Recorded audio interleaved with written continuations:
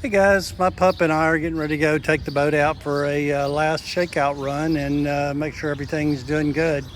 Uh, that's Luna right there. She generally goes out with me for test runs, but it's not going to be doing the Great Loop with me. First, let's look at the Panga bow.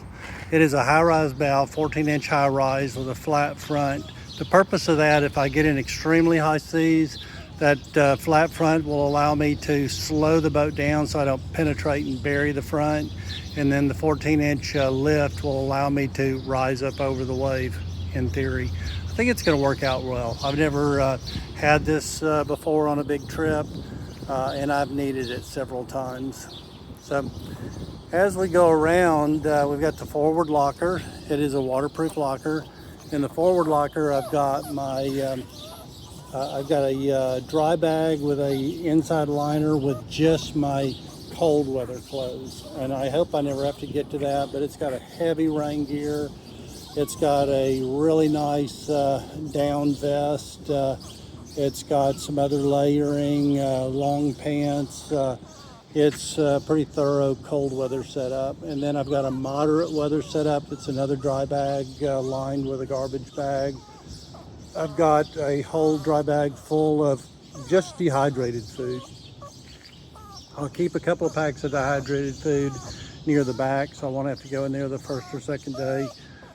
But I will have to go in there later. And then, all the spare lines and stuff. There's a lot of stuff in there. This box is removable. It's just tied down both directions. It's got my sleeping pad, my sleeping blanket. It's got my mosquito net and various odds and ends, a couple of towels. There's some medications and stuff in there. And there's one change of warm weather clothing in here. In the other container over here, it's got my tool kit, my spare prop, my voltmeter, my jump start battery, and a bunch of other odds and ends. And it will, I'll have some other, warm weather clothing in there that I can change in and out of. I do have a rope right here. It serves to secure my bimini top when it's down. It also serves as a set of drying lines, clothes lines to go back and forth across the boat that I can put clothes on to dry them if I get some sections where I'm not getting spray. I've got a whole bag full of clothespins to put on there. I've done that in the past. It works out really well. What everyone kind of first notices is I got a boat full of fuel tanks. So I've got 7 fuel tanks, 84 gallons. That'll give me about 900 mile range under perfect condition, but I can count on 700 mile range, typically even offshore. So you'll see me doing some 600 plus mile runs out there just to take advantage of my range. I don't have to go fuel so often.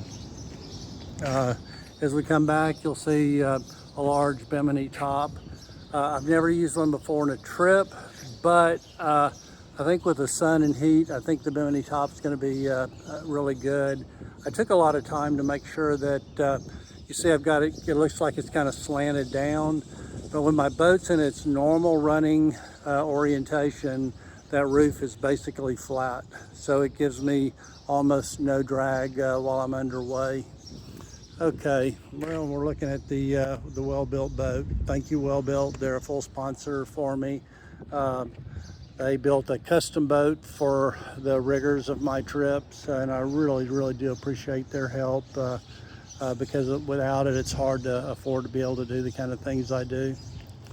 As we come back, you'll see I have a boarding ladder. It's a stainless steel boarding ladder that's been with me through the Arctic, through the Inside Passage, and stainless steel. I've had no problems with it. It's an Amazon product, not really expensive.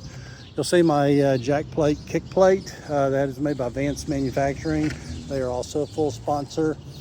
They have just been so good to me. We used one of their kick plates up in the Arctic, and we got this really nice high-end saltwater rated jack plate, kick plate. It's anodized black, and I have no corrosion, no nothing. It's held up great.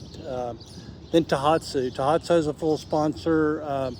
They it's kind of funny. I've owned the two previous motors to this, my 25 horse and my 40 horse that I used on my previous two trips, are all Tohatsu manufactured.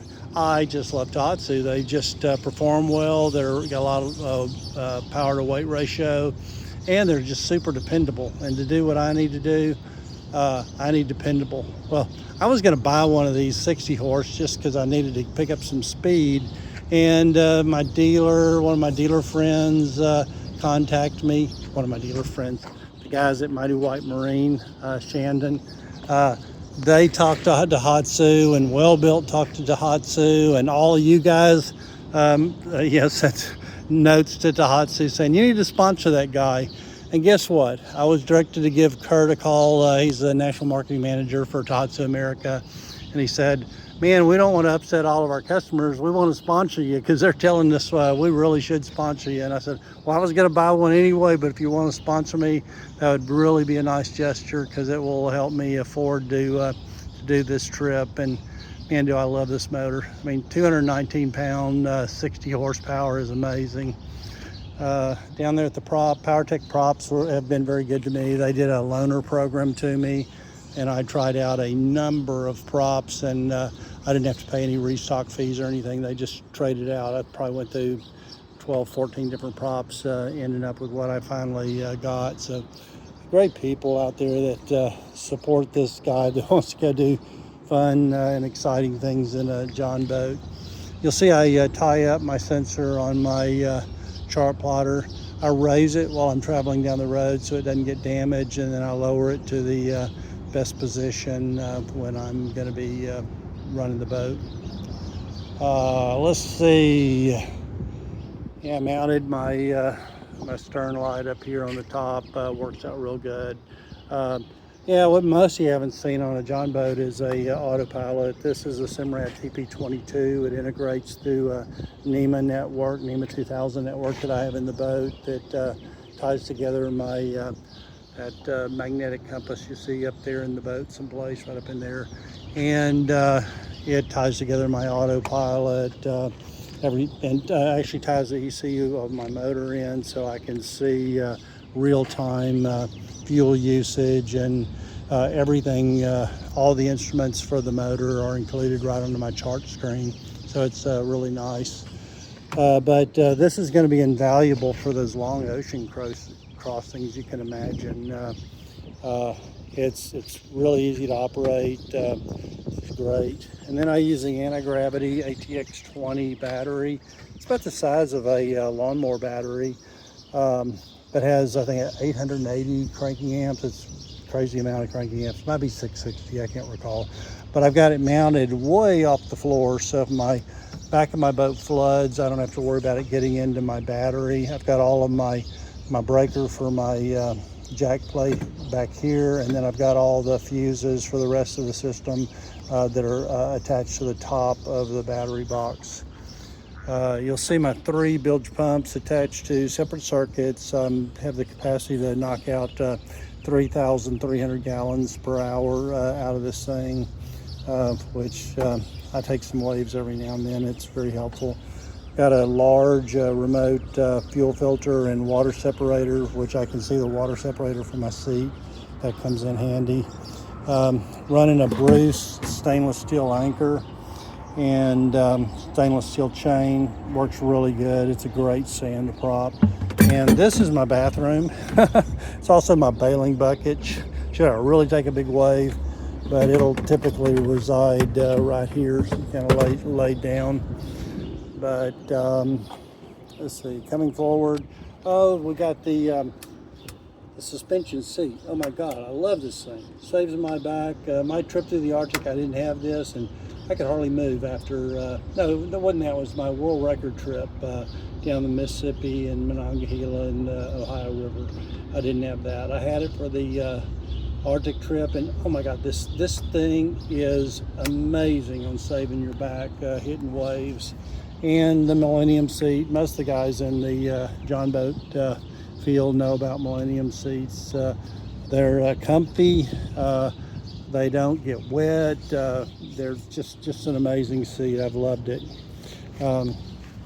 My electronics box, I have a cover over it. It's supposed to be waterproof. I don't trust it, so why not just cover it with a box? I've been doing this since the Arctic. Works like a champ. And I can just turn on what circuits I need and then cover it during the trip. Run the Simrad chart plotter. This is the Ghost 7. It's an all glass unit, so there's no buttons or anything to let water leak into the chart plotter. I really like this device. You'll see I've got cleats all over my boat, and they come in handy. There's a reason for the placement of every cleat in the boat.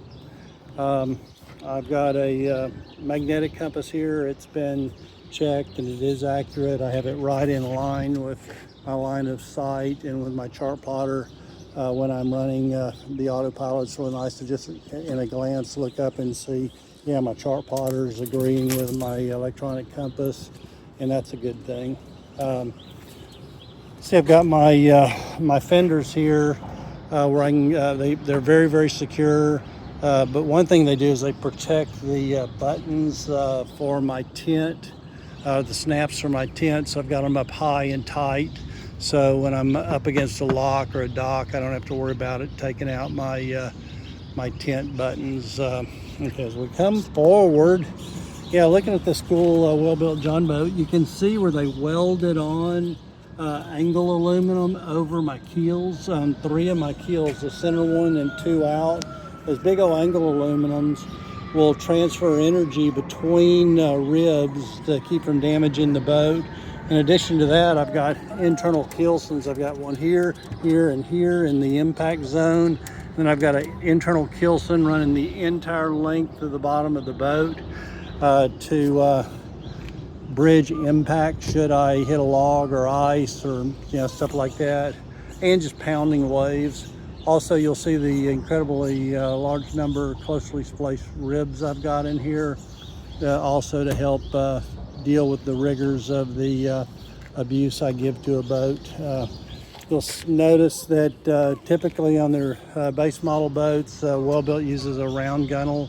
This is the gunnel that they put on their 20-foot boats. It added about 80 pounds of aluminum to my boat, getting it built more than the standard. Other things like I have double knees, one on either side of the motor, where it's typical just to have a single knee. My transom is all box aluminum in there, really heavy duty. Carries it all the way out to the sides, and you'll see the large end caps that really provide the strength to the transom, taking that way out there to support the transom. And I just love the boat that Well-Built built for me. So there you go. You got your little tour of the John boat that's going to be out there giving the Great Loop a try. I hope you enjoy the video.